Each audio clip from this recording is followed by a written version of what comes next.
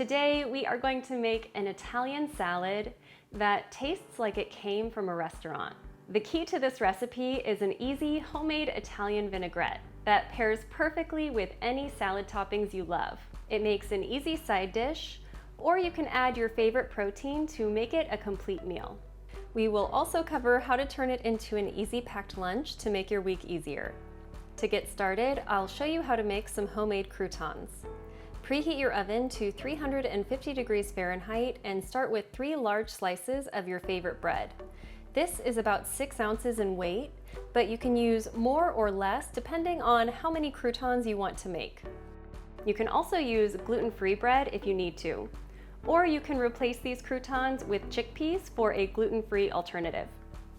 Cut the bread into 1/2-inch cubes, then transfer them to a large bowl. Drizzle them with about 3 tablespoons of olive oil, then toss well to distribute the oil evenly. Then sprinkle on a 1/4 teaspoon of garlic powder, a 1/2 teaspoon of dried oregano, and a 1/2 teaspoon of fine sea salt. And stir again to make sure everything is evenly seasoned. Transfer the croutons to a large rimmed baking sheet and spread them out in a single layer. Bake at 350 degrees Fahrenheit for 15 minutes. Then give them a stir and return to the oven to cook for 5 more minutes, or until they look golden. Let the croutons cool completely while you finish prepping the rest of your salad ingredients. You can make these up to a week in advance if you want to plan ahead. To make the Italian vinaigrette, you'll need to add a 1/3 cup of extra virgin olive oil to a small mason jar.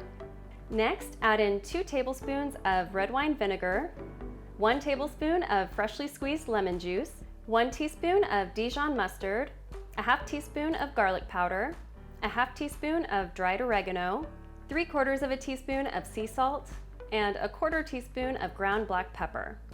Secure the lid on the mason jar and shake well to mix the dressing together.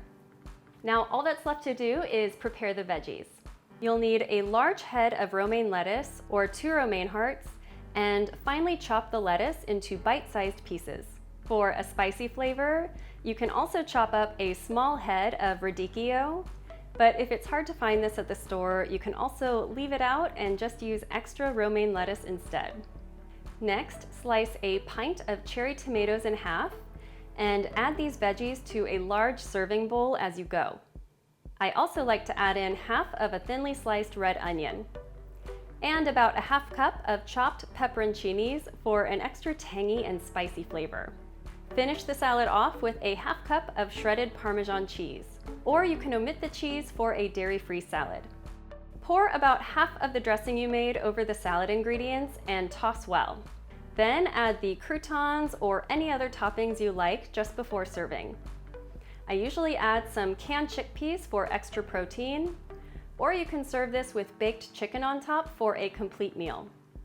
The homemade dressing adds so much flavor, and it tastes better than any bottled dressing you'd buy from the store.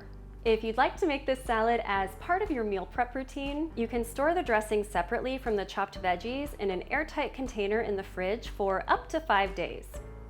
When you're ready to serve it, you can pour the dressing on top of the veggies and then add the croutons and cheese last, so everything will taste nice and fresh.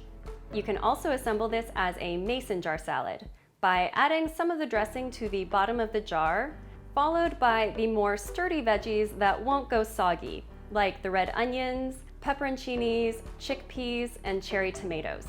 Add the Parmesan cheese if you like, and then the leafy greens go on top last, so they won't get soggy by touching the dressing. You can store this in the fridge for 3 to 5 days, and when you're ready to serve it, just pour the contents of the jar into a large serving bowl, so the dressing will coat all of the veggies.